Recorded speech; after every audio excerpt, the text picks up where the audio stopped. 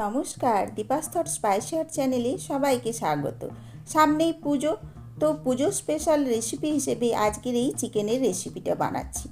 তো সেই জন্য আমি কিছুটা চিকেন নিয়েছি, যেটাকে আমি সামান্য ভিনিগার অথবা লেবুর রস আপনারা নিয়ে নিতে পারেন। তো আমি ভিনিগার দিয়ে কিছু সময় মাখিয়ে রেখেছিলাম। তারপরে একটু কেশর নিয়েছি আর নিয়েছি বেশ খানিকটা লবণ, মানে চিকেনের পরিমাণ অনুযায়ী লবণটা নিয়েছি। তো সেটা ভালোভাবে রগড়ে রগড়ে মাখিয়ে নিচ্ছি, ম্যারিনেট করতে কিছু সময় রেখে দিলাম। এবার যথারীতি আমি সুন্দরভাবে সাজিয়ে গুছিয়ে রেখেছি চিকেনটা বানানোর জন্য যা যা উপকরণ লাগবে। তো আপনারা দেখতে থাকুন বন্ধুরা, শুরু থেকে শেষ পর্যন্ত দেখুন। আর ভালো লাগলে অবশ্যই লাইক শেয়ার কমেন্টস করবেন। আর বন্ধুরা, সাবস্ক্রাইব করতে ভুলবেন না কিন্তু। আচ্ছা, এবার আপনারা রান্না বাড়া দেখতে থাকুন। চলে এলাম রান্নাঘরে। গ্যাস জ্বালিয়ে কড়া বসিয়ে নিয়েছি, তাতে একটু সর্ষের তেল দিয়েছি। এটা সাদা তেলেও ভালো হয় রান্নাটা, তো সর্ষের তেলে কিছুটা আমি বাটার দিলাম।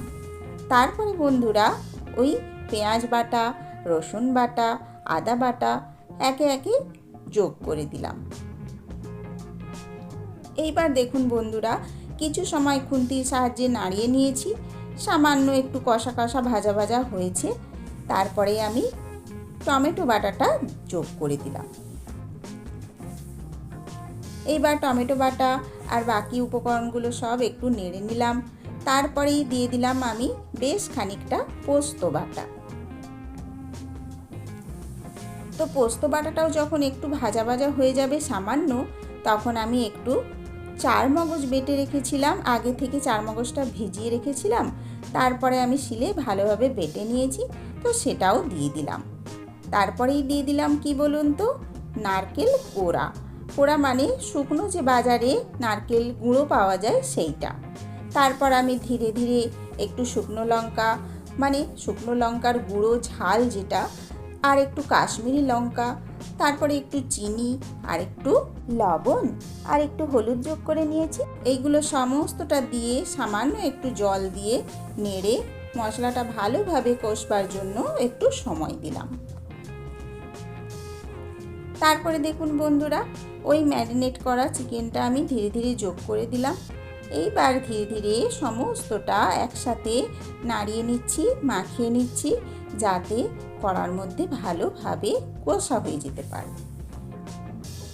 আজকে চিকেনটা বন্ধুরা প্রথমে তেলের মধ্যে কষলাম না, এটা সমস্ত মশলার সাথে মাখামাখি করে একটু সামান্য কষা করে নিয়েছি। চিকেন থেকে যে জল বেরোবে সেই জল আর এই মশলা কষার জলের সাথে সেদ্ধ হবে, রান্না হবে।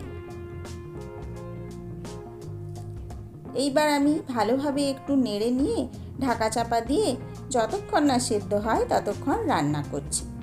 আর ওই যে থালাটা চাপা দিয়েছিলাম বন্ধুরা, তারই ওপরে একটা বাটির মধ্যে শিল ধোয়া জলটা নিয়েছি, সেটা গরম করতে বসিয়ে দিয়েছি। আর ওর মধ্যে একটু কেশর যোগ করে দিলাম, যাতে এই গরম জলটার মধ্যে কেশরটা একটু নরম হয়ে গোলা হয়ে যায়। তারপরে আমি আবার ঢাকনা খুলে একটু নাড়াঘাটা করে দেখে নিলাম চিকেনটা কতটা রান্না হয়েছে। দেখুন জলটা শুকিয়ে এসেছে। এইবার আমি ভালোভাবে একটু কষা করে নেবো, নেড়ে নেড়ে কষিয়ে নেবো চিকেনটাকে।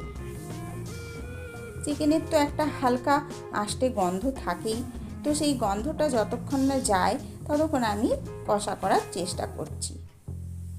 তারপর ওই পাত্রে যেখানে আমি জাফরানটা গুলে রেখেছিলাম তার মধ্যে আরেকটু জল নিলাম, আর একটু গুঁড়ো দুধ নিলাম, আর একটুখানি কেশর আবার যোগ করলাম, দিয়ে গুলে রেখে দিলাম। এটা আমি পরে কাজে লাগাবো। এখন দেখুন বন্ধুরা, ভালোভাবে নেড়ে কষে চিকেনটা আমি সেদ্ধ করে নিয়েছি। একেবারে গামাখা শুকনো শুকনো হয়ে গিয়েছে, সমস্ত মশলাটাও কষা হয়ে যাবে আর চিকেনটাও খুব ভালোভাবে কষা হয়ে যাবে। আর মশলাগুলো সব গায়ে মাখা হয়ে চিকেনের মধ্যে স্বাদ গন্ধ সব প্রবেশ করবে।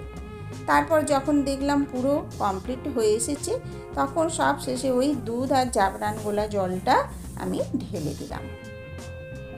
তারপরে যথারীতি সমস্তটা ধীরে ধীরে মাখিয়ে নাড়িয়ে নিলাম খুন্তির সাহায্যে। এইবার দেখুন বন্ধুরা, এটা তো বেশি গ্রেভি হবে না, শুকনো শুকনো, অথচ সামান্য একটু গ্রেভি থাকবে। সেই জন্য আবার একটু ঢাকনা দিয়ে দিলাম। তারপর দেখুন এই যে এই রকম অবস্থা এসেছে, বেশ সুন্দর কালারটাও হয়েছে আর চিকেনটা রান্নাও হয়ে এসেছে। দেখুন বন্ধুরা, এবার আমি প্লেটের মধ্যে সুন্দরভাবে সার্ভ করে নিলাম আর ওপরে একটু কেশর দিয়ে সাজিয়ে নিলাম, যাতে বোঝা যায় আজকে চিকেনটা জাফরানি চিকেন। বলুন তো বন্ধুরা, দেখে কীরকম হয়েছে দেখতে? স্বাদ অপূর্ব হয় বন্ধুরা, কিন্তু আপনারা ধৈর্য ধরে এইভাবে কষিয়ে কষিয়ে রান্না করবেন, খুবই ভালো লাগবে। জাফরানের সাথে চিকেন রান্না করেছি, পোস্ত চার মগজ বেটে স্বাদ বাড়িয়েছি। তোমরা সবাই খেয়ে বলো কেমন হয়েছে।